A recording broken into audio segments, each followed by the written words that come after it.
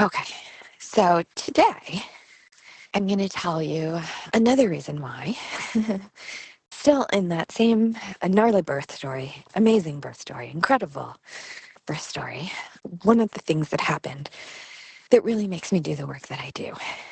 So, Heart Baby was born, very medicalized birth with also 3 midwives.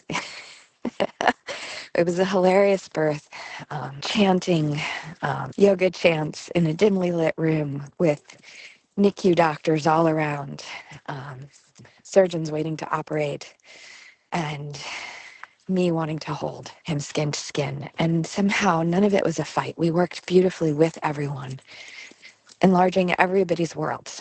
It was the first time the midwives felt really comfortable with the doctors. It was the first time the doctors felt really comfortable with the midwives. We even, because of how we advocated for skin-to-skin contact, I found out years later that the NICU hospital wound up putting that in as protocol, specifically because of our family. And they saw what benefit it made. So that was one of the things, is I saw that, there were things that were worth fighting for that could change other families' experiences. But in those early days, right after my son had had his first surgery, he was post-op and all bloody, and it was just a mess. And I hadn't been able to nurse because he was away from me in a NICU. And even though I could hold him, I wasn't able to nurse. It wasn't safe. And so I was pumping, but it was very hard for me to pump because I was separated from my baby, and the stress was unimaginable.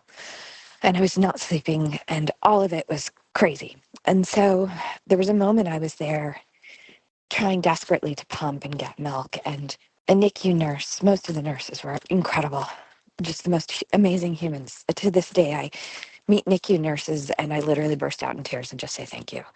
But this one nurse, not my favorite. And she looked at me and she said, hey, you might not be able to nurse. Like, you really have to realize that some of this is just not going to look the way you want it to. I remember thinking, like, what part of this looks anything like you think I want it to look like? Right? And I was filled with this immense maternal rage, this desire to protect my child at all costs, this kind of inner knowing of like, I need this. I need this for my maternal experience. He needs this for his health.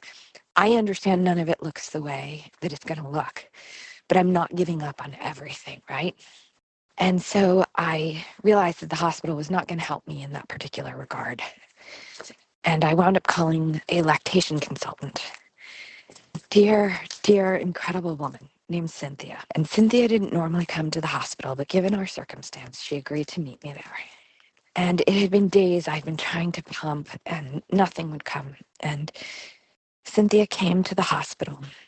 And amidst all this, it was also complicated because I had not been nursed myself. And my mother, watching her daughter go through all this, was also of the opinion that, like, why was I making my life difficult? Like, and what did this mean about her? Was she not a good mother because she hadn't nursed? And trying to find my own voice amidst all of the voices. But I heard a deep, deep call inside of me that felt like this was important to get my motherhood flowing, right?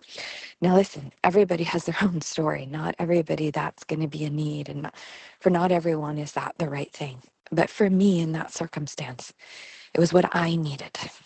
And I called Cynthia and she came and she sat behind me quietly and she put her hand on my back. And she said, you can do this. The milk is there. And as she put her hand on my back, there was something about her quiet calm, her belief in me, her willingness to see well past all of the insane difficulties that we were in, to see past the logistics that, yes, made absolutely no sense, and to see into my vision of motherhood, of what I wanted, of what I needed, and to hold that vision with me as a seasoned mother of her own, and to put her hand on my back and to pass that ability through generations into me, almost like a superhero. She touched me, and my milk began to flow. And I will never forget that feeling of someone passing motherhood onto me, passing the ability to hear myself, passing that sense of inner knowing, that sense of complete oneness with oneself in integrity. And yet something so much larger than me, a whole world, a whole history of this is how this has been done. And I'm tapping into it in this way. And again, not for everyone, right? We all have our answers. But for me in that moment, it was my answer, and it was important for my answer to be heard. So that is what I do. I couldn't forget that. Once my baby came home, and yes, we did nurse successfully for 14 months until he stopped. And it was so important. It was the first time, I told you yesterday a story of the first time I heard my child. And this was the first time that I heard myself and that someone heard me. And it was incredibly powerful. And so I love to give all of you both of those gifts.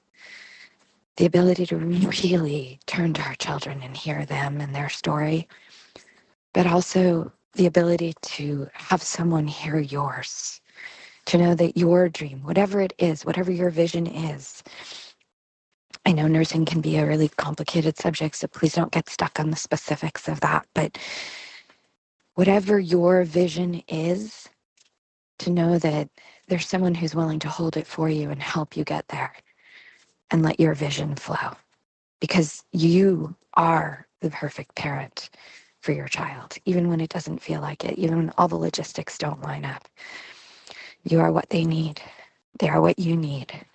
And finding that flow, learning to listen, makes all the difference in the world.